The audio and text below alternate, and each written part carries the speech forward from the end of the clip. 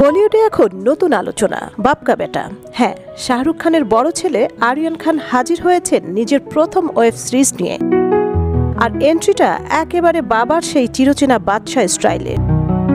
সদ্য প্রকাশ্যে এসেছে ব্যাটস অব বলিউড সিরিজের ফার্স্ট লুক আর টিজার। আরিয়ানের এই উপস্থিতি দেখে কেউ বলছেন ছোট বাচ্চা, আবার কেউ বলছেন বাপ কা পারফেক্ট বেটা। কিন্তু চমক এখানেই শেষ নয়। অভিনয়ের পাশাপাশি সিরিজটি চিত্রনাট্য আর পরিচালনাও করছেন আরিয়ান নিজে। টিজারের শুরুতেই বাজবে মোহাব্বতী সিনেমার সেই অমর ভায়োলিন টিউন আর ডায়লগ, এক লাড়কি থি দিওয়ানা সি। দর্শক এক নিমেষেই ফিরে যায় সেই নস্টালজিয়ায়। প্রথমে রোমাঞ্চের ছোঁয়া, আরিয়ান এন্ট্রিতেই কাহিনী ঘুরে যায় অ্যাকশন ড্রামার দিকে। সেখানেই শোনা যায় তার পাওয়ারফুল ডায়লগ।